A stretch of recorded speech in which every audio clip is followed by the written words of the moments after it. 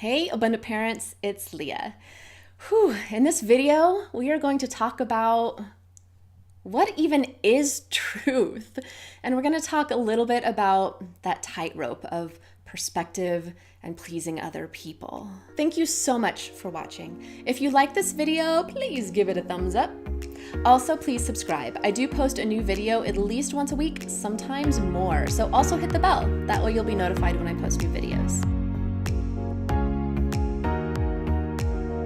We live in funny times, and by funny, I mean surreal.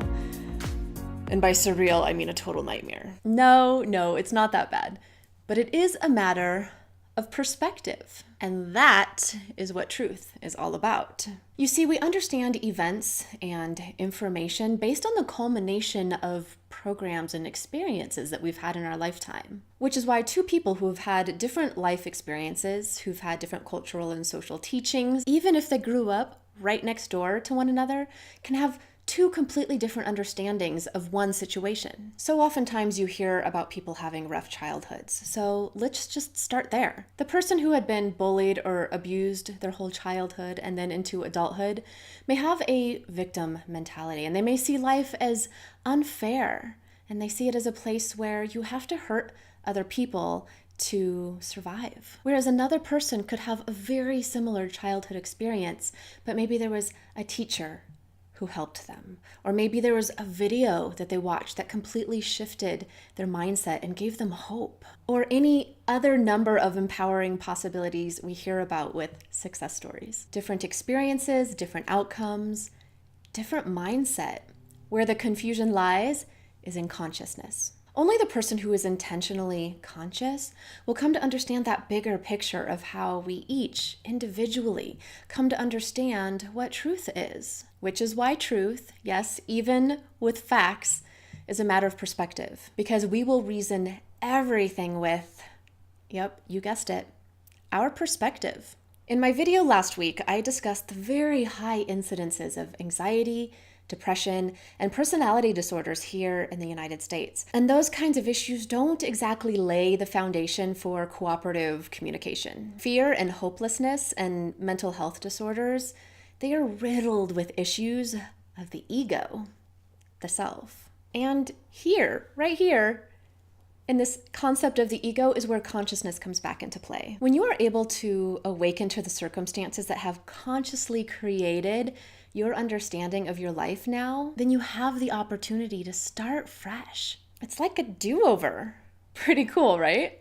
When you look at your life events, the part you played in how you responded to those events, a loving compassion for your struggles and mistakes, and a retrospective fog light of this new heightened awareness, you can move forward intentionally, not with action, because that's what all gets us in trouble to begin with.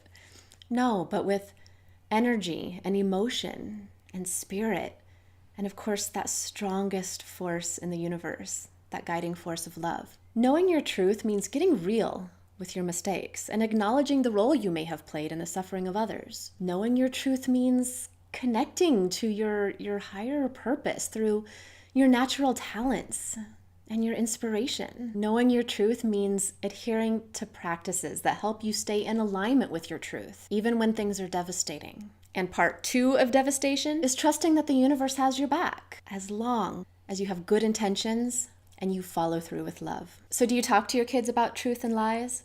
It's really not all that simple, is it? If you are explaining truth in terms of facts and actions and all those elements of this life that we can only physically observe, then you aren't teaching your kids about truth. And almost more importantly, the understanding of other people's truths. When you help your kids understand perspectives, the consciousness and the truth of other people, you liberate them from a life of trying to fix others. You liberate them from a life of trying to control how other people see them. You help your children release their self-sacrifice and their obligation for the satisfaction of others. You help them release that self-sacrifice for the perspective of others. And when they understand this complicated and very simple equation, they can move mountains. They can realize their full potential, and they will realize they have within them the energy that creates worlds.